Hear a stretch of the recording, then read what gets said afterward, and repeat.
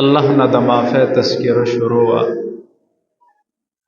چې 11 میاشتې بنده ستړی شي الله ناراضه کی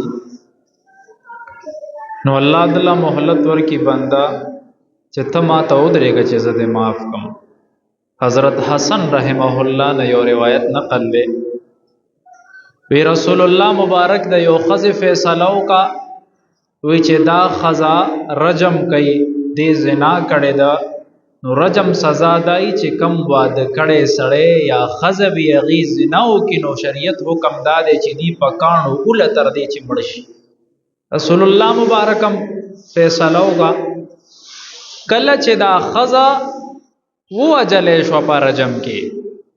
بیا نبی کریم صلی الله علیه و آله وسلم د دې ښځې جنازه وکړه. صحابو ته عرض کوي ورته وایي الله رسوله ته خو لویه ګناهګاره وه ولې دې وی د دې جنازه کوله؟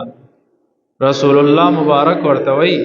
وی دې داسې یو توبه وکاږلې ده وی که دا شانتې دا اویا ګناهونه مو کوي دا به د هغې کفاره مو ګرځي. نو ځکه ما د دې ښځې جنازه وکړه